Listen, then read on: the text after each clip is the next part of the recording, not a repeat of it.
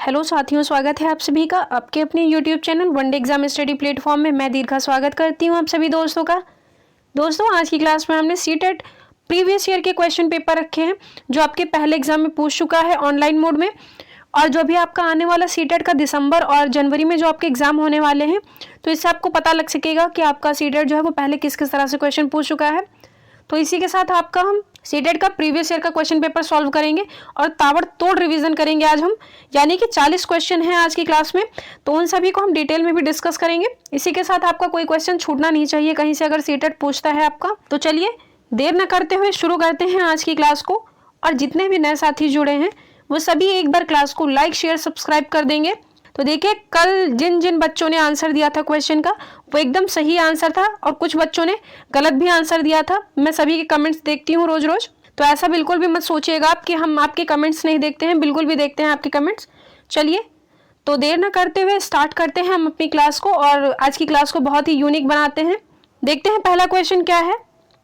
Question number 1 है, smog किससे बनता है? सभी साथी फटाक से आंसर करेंगे। बताइए स्मॉग जो है आपको वो किससे बनता है? तो देखिए, अगर हम बात करते हैं स्मॉग की, जो कि आपका SMOG, यानी कि अगर हम इसके संधि विच्छेद करते हैं जो कि SMO, मतलब कि आपका ये स्मो हो जाएगा, और जो फॉग है मतलब कि OG, जो आपका OG हो जाएगा, ये फॉग कहलाएगा। तभी जो है आपका ये स्मॉग बना है इसी से, यानी कि जो आपका स्मॉग है वो धुआं और जो कोहरा है आपका, इनका मिक्सचर होता है। अगर हम बात करते हैं स्मॉग शब्द किसने दिया था, तो जो आपका स्मॉग शब्द था ये डेस वॉक्स के द्वारा दिया गया था। तो आपको ये भी ध्यान रखना है साथ साथ इसी के, क्योंकि आपके हो सकता है टेट में पूछ ले, है ना।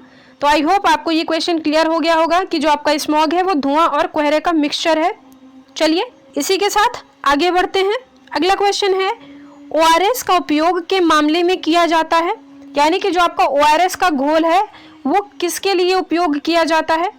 दस्त और उल्टी के कारण, द्रव और नमक, या फिर गंभीर इलेक्ट्रोलाइट कमी, या फिर निर्जलीकरण, या फिर ये सभी। बताइए क्वेश्चन नंबर 2 का सही आंसर क्या होगा? तो देखिए, अगर हम बात करते हैं जो आपका ORS का घोल होता है आपका, ये जो है ये सभी में काम आता है, यानी कि दस्त और उल्टी के कारण जो द्रव और नमक की कमी हो जाती है वो, इसी के साथ गंभीर इलेक्ट्रोलाइट कमी या फिर निर्जलीकरण, मतलब ये तीनों ही जो होते हैं ये आपके, इनमें ORS का घोल प्रयोग किया जाता है, यानी कि यूज़ किया जाता है। अगर हम बात करते हैं ORS के फुल फॉर्म की, तो इसका फुल फॉर्म क्या होता है? Oral rehydration solution. इसी के साथ आपको इसके फुल फॉर्म भी याद रखनी है, क्योंकि हो सकता है आपका यूपी टेट में फुल फॉर्म भी इसकी पूछ ले, है ना। तो आपको इसके साथ साथ फुल फॉर्म भी याद रखनी है कि ORS की जो फुल फॉर्म होती है वो ओरल रिहाइड्रेशन सॉल्यूशन होती है। चलिए अगला क्वेश्चन देखते हैं। क्वेश्चन नंबर 3 है, बांध निर्माण का मुख्य उद्देश्य क्या है? सिंचाई, बाढ़ नियंत्रक, जल विद्युत, उद्योगों को पानी उपलब्ध कराना। फटाक से आंसर करिए आप सभी क्वेश्चन नंबर 3 के लिए। बताइए बांध निर्माण का मुख्य उद्देश्य क्या है? तो क्वेश्चन नंबर 3 का राइट आंसर जाएगा जल विद्युत। विकल्प सी आपका सही हो जाएगा। चलिए अगला देखते हैं। क्वेश्चन नंबर 4 है, पहला रामसर संरक्षण स्थल कौन सा था? दुधवा राष्ट्रीय उद्यान, केवलादेव राष्ट्रीय उद्यान, साइलेंट वैली, इनमें से सभी। बताइए क्वेश्चन नंबर 4 का राइट आंसर क्या होगा? सभी साथी कमेंट करेंगे क्वेश्चन नंबर 4 के लिए कि आपका जो पहला रामसर संरक्षण स्थल है वो कौन सा था।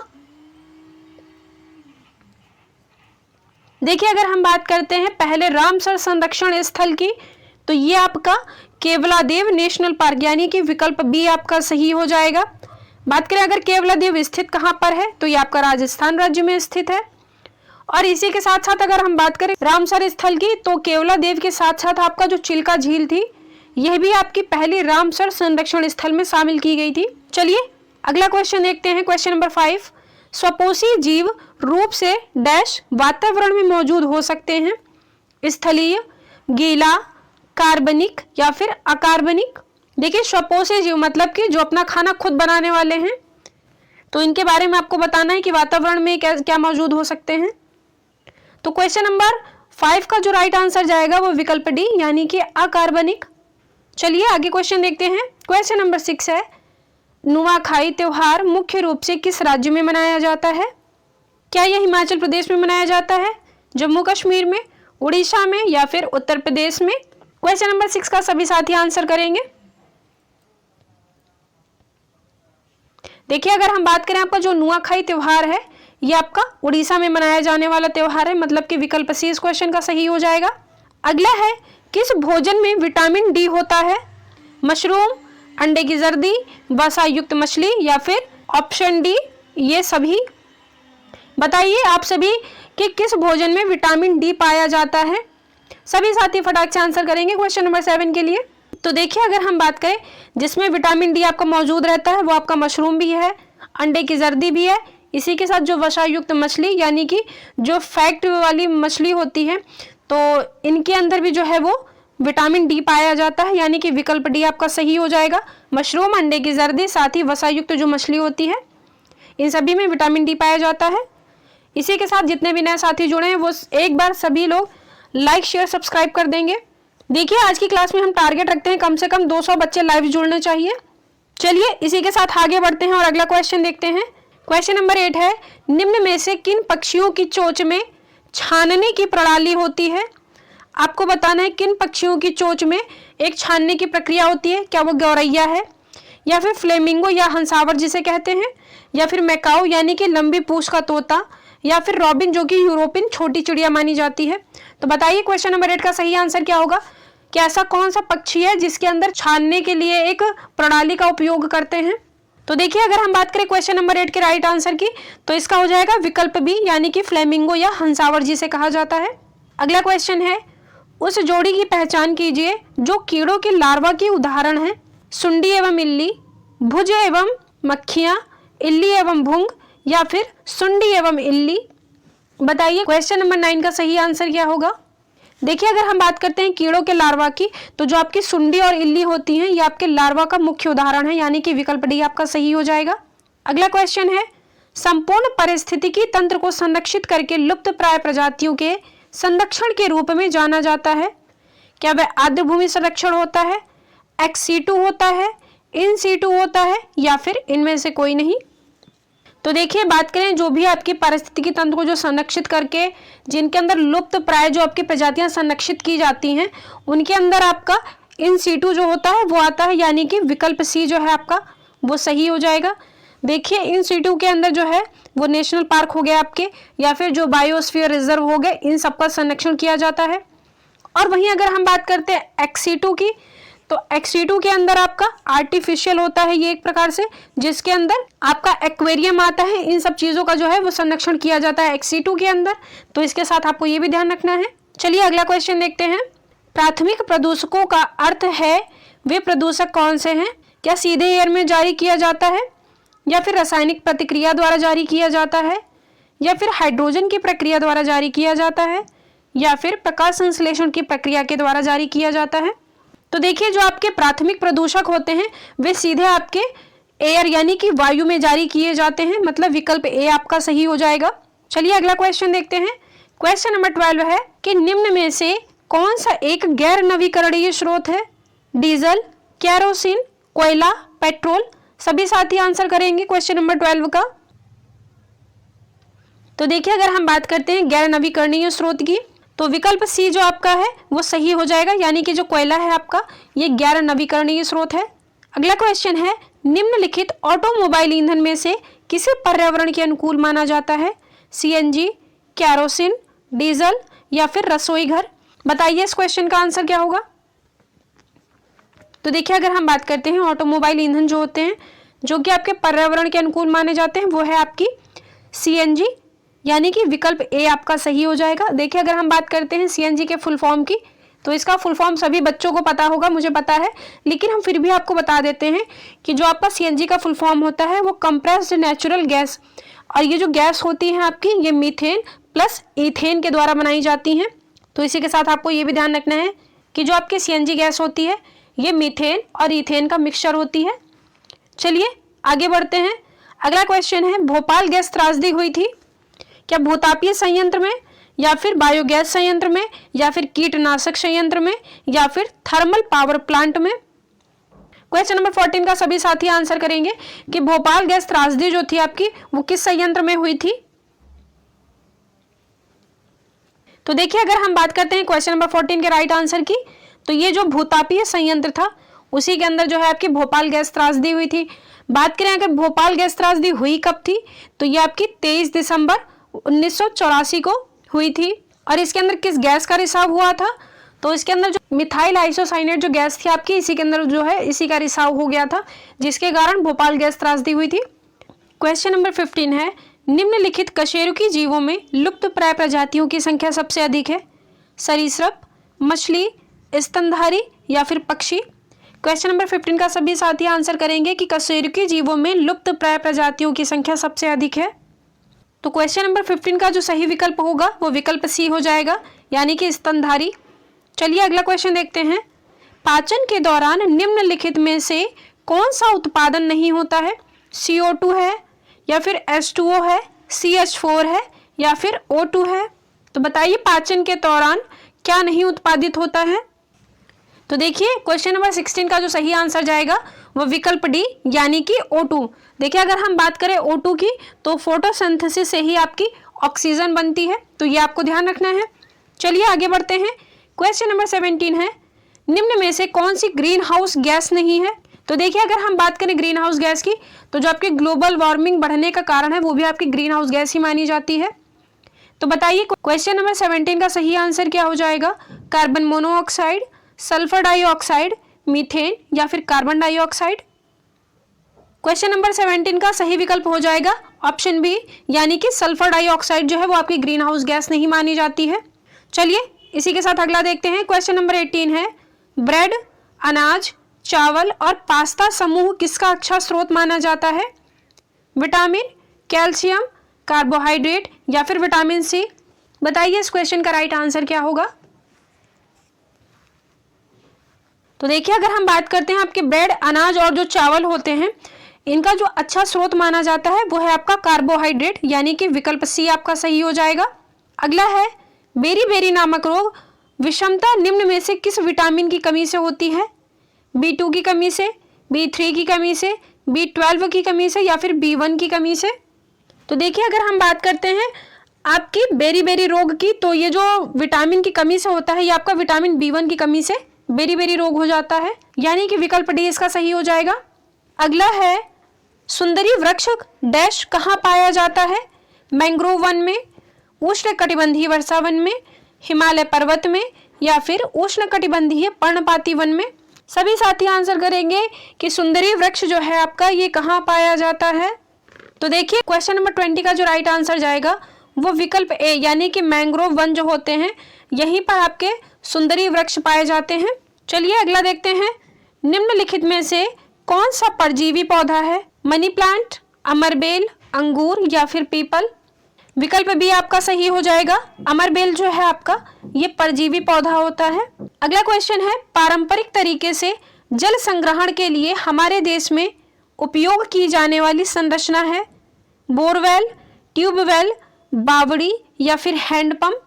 क्वेश्चन नंबर 22 का सही विकल्प जाएगा ऑप्शन सी, यानी कि जो बावड़ी होती है आपकी ये पारंपरिक तरीके से जल संग्रहण के लिए हमारे देश में उपयोग की जाने वाली एक प्रकार से संरचना मानी गई है। चलिए अगला देखते हैं। क्वेश्चन नंबर 23 है कि कौन से वन्य जीव संरक्षण में हंगुल मृग पाए जाते हैं? दाचीगाम राष्ट्रीय उद्यान में, सरिस्का राष्ट्रीय उद्यान में, जिम कॉर्बेट नेशनल पार्क में या फिर दुधवा राष्ट्रीय उद्यान में? विकल्प ए सही हो जाएगा इसका, दाचीगाम राष्ट्रीय उद्यान में हंगुल मृग पाए जाते हैं। अगला है, रेशम कीट के पालन के लिए निम्नलिखित में से किस पौधे का उपयोग नहीं किया जाता है? सागौन, कैस्टर, सहतूत या फिर ओक? क्वेश्चन नंबर 24 का आंसर करेंगे आप सभी। सही विकल्प हो जाएगा इसका ऑप्शन ए, यानी कि सागौन का पेड़ है इस पर जो है आपको वो रेशम कीट का पालन नहीं किया जाता है। बाकी जो आपका कैस्टर, सहतूत और ओक है इन पर रेशम कीट का पालन किया जाता है। चलिए अगला देखते हैं। क्वेश्चन नंबर 25 है, CPCB के अनुसार आवासीय क्षेत्र के लिए ध्वनि की ऊपरी सीमा क्या है? क्वेश्चन नंबर 25 का सभी साथी आंसर करेंगे कि CPCB के अनुसार जो आवासीय क्षेत्र होते हैं आपके उनमें ध्वनि की सबसे ऊपरी सीमा क्या है? तो विकल्प डी इसका सही हो जाएगा 55 डेसिबल। अगला है, निम्नलिखित में से कौन सा तत्व एसिड का एक आवश्यक घटक है? हीलियम, ऑक्सीजन, नाइट्रोजन या फिर हाइड्रोजन? विकल्प डी इसका सही हो जाएगा। हाइड्रोजन जो है आपकी ये एक एसिड का आवश्यक घटक नहीं माना गया है। अगला क्वेश्चन है, ओजोन परत कहाँ स्थित है? आइनोस्फीयर, मेसोस्फीयर, ट्रोपोस्फीयर या फिर स्ट्रेटोस्फीयर? सभी साथी फटाक से आंसर करेंगे कि जो आपकी ओजोन परत है ये कहाँ पर स्थित है।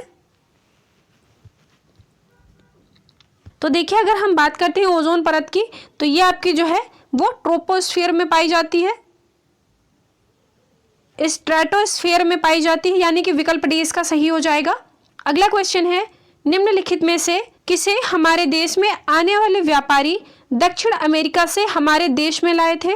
भिंडी, मिर्च, पत्ता गोभी या फिर यहाँ पर कर लीजिए आप लौकी। तो देखिए, अगर हम बात करें जो आपके दक्षिण अमेरिका से जो भी व्यापारी आए थे वो हमारे देश में मिर्ची लेकर के आए थे, यानी कि विकल्प ए आपका सही हो जाएगा।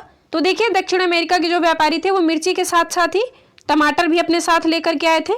तो ये भी आपको ध्यान रखना है, ये सभी आपका जो है एनसीईआरटी में अच्छे से गिवन है, तो आपको बहुत अच्छे से पढ़नी है एनसीईआरटी। और वहीं अगर हम बात करते हैं आपके भिंडी की, तो जो आपकी भिंडी थी ये दक्षिण अफ्रीका से वहाँ के व्यापारी लेकर के आए थे, इसके साथ आपको ये भी ध्यान रख लेना है। चलिए अगला देखते हैं, क्वेश्चन नंबर 29 है, कर्नाटक में किसानों द्वारा खेती की मिट्टी को खोदकर नरम करने के लिए उपयोग किए जाने वाले औजार को क्या कहते हैं? खूंटी, कुरिगे, इलिगे या फिर इनमें से कोई नहीं?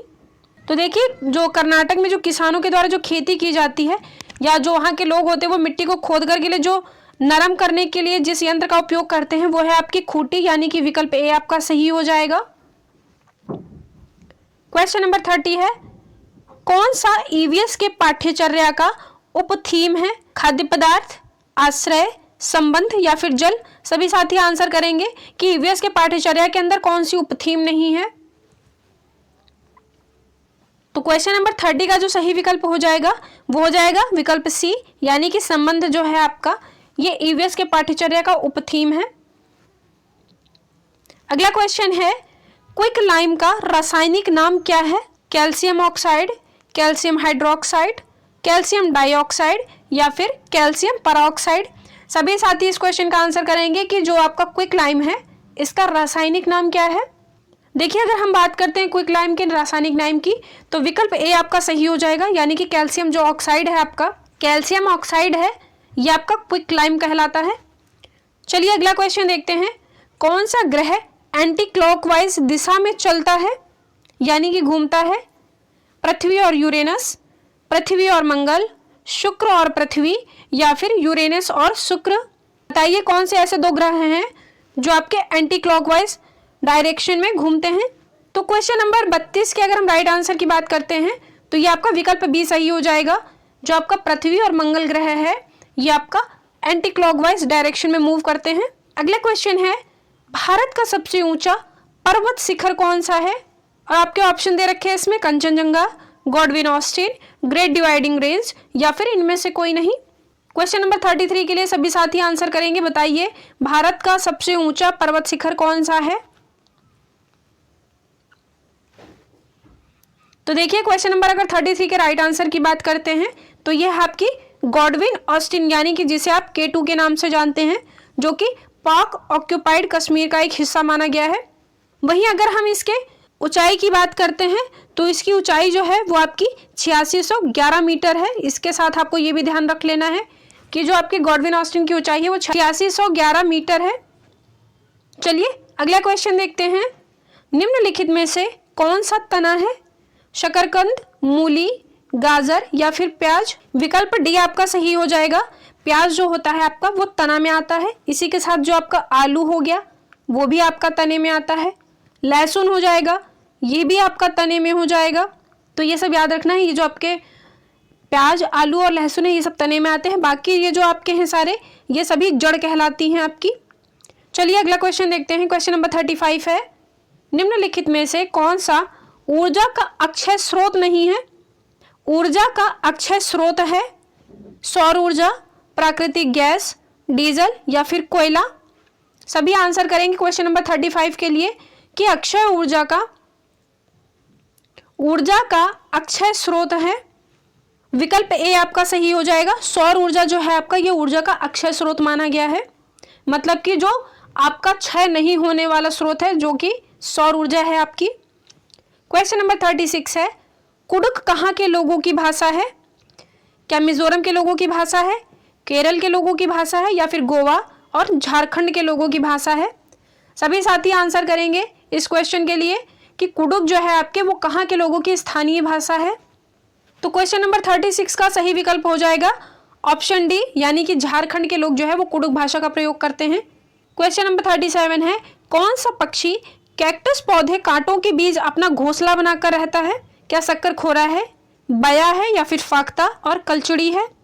तो देखिए, अगर हम बात करते हैं क्वेश्चन नंबर 37 के राइट आंसर की, तो जो आपका फाख्ता पक्षी है, यानी कि विकल्प सी, फाख्ता जो है आपका ये कैक्टस जो पौधे होते हैं उनके बीच में अपना घोंसला बना करके वहां पे अंडे देते हैं ये। चलिए इसी के साथ अगला क्वेश्चन देखते हैं। किसी पशु के विषय में नीचे दिए गए विवरण को पढ़िए और उस पशु को पहचानिए कि यह पशु कौन सा है। कह रहा है कि यह भालू जैसा दिखता है परंतु भालू नहीं है। यह दिन के लगभग 17 घंटों वृक्षों की शाखाओं से उल्टे लटक कर सोता है। यह जिस वृक्ष पर रहता है उसी की पत्तियां खाता है और यह लगभग 40 वर्षों तक जीवित रहता है। तो आपको बताना है ये कौन सा जानवर है। तो देखिए, अगर हम बात करते हैं क्वेश्चन नंबर 38 के राइट आंसर की, तो इसका जो सही आंसर जाएगा वो विकल्प सी, यानी कि स्लॉथ। ये आपका जो है बिल्कुल भालू की तरह दिखता है। आपका एनसीईआरटी में गिवन है, आप एनसीईआरटी पढ़िएगा तो उसमें आपको इसके बारे में मिलेगा। ये जो होता है ये भालू के जैसा दिखता है, लेकिन भालू नहीं होता और 17 घंटे जो है वो वृक्षों की शाखाओं से उल्टा लटक करके सोता है। अगला क्वेश्चन है, पर्यावरण अध्ययन में व्यवहारिक कार्य में छात्र शामिल हैं। आपको बताना है क्या प्रयोगशाला केवल काम करती है, या फिर सामग्री और अप्रत्यक्ष अनुभव से जुड़ना होता है, या फिर केवल प्रयोग होते हैं, या फिर हाथों के ही अनुभव होते हैं। देखिए, अगर हम बात करते हैं क्वेश्चन नंबर 39 के राइट आंसर की, तो इसका विकल्प भी सही हो जाएगा, यानी कि जो सामग्रियां होती हैं और जो अप्रत्यक्ष अनुभव से जुड़ना होता है वो आपका पर्यावरण अध्ययन में व्यवहारिक कार्य में छात्र शामिल कर लेते हैं इसके अंदर। अगला है क्वेश्चन नंबर 40, जो कि आज का लास्ट क्वेश्चन है। आपको बताना है कि प्राथमिक समाजीकरण है किशोरावस्था में समाज से सीखना, प्राथमिक स्तर पर समाज से सीखना, शिक्षकों का अनुसरण करना, या फिर शुरुआती आयु में परिवार एवं मित्रों से सीखना। तो क्वेश्चन नंबर 40 के लिए आप सभी साथी आंसर करेंगे। बताइए इस क्वेश्चन का राइट आंसर क्या हो जाएगा। प्राथमिक समाजीकरण क्या है? तो देखिए, अगर हम बात करते हैं प्राथमिक समाजीकरण की, तो जब बच्चा जो छोटा होता है वो शुरुआती आयु में सबसे पहले अपने परिवार से सीखेगा, फिर उसके बाद अपने दोस्तों यानी कि मित्रों से सीखेगा। तो विकल्प डी इसका सही हो जाएगा क्वेश्चन नंबर 40 का, शुरुआती आयु में परिवार एवं मित्रों से सीखना, जो कि उसका प्रथम समाजीकरण करता है। चलिए इसी के साथ ये आपका लास्ट क्वेश्चन है, जो कि आपका कमेंट बॉक्स में आपको कमेंट करके बताना है कि BOD का अर्थ क्या है। क्या इसे आप बायोकेमिकल ऑर्गेनिक डिमांड कहते हैं, या फिर बायोटिक ऑक्सीजन डिमांड कहते हैं, या फिर बायोकेमिकल ऑर्गेनिक डेथ कहते हैं, या फिर विकल्प डी बायोलॉजिकल ऑक्सीजन डिमांड कहते हैं। तो इस क्वेश्चन का आप सभी साथी कमेंट बॉक्स में आंसर करके बताएंगे हमें कि BOD का अर्थ क्या है। तो चलिए इसी के साथ हम अपने आज की क्लास को यहीं तक रखते हैं। कैसी लगी आप सभी साथियों को ये क्लास, आप सभी हमें कमेंट बॉक्स में कमेंट करके ज़रूर बताइएगा। तो चलिए आज की क्लास को यहीं पे एंड करते हैं। धन्यवाद।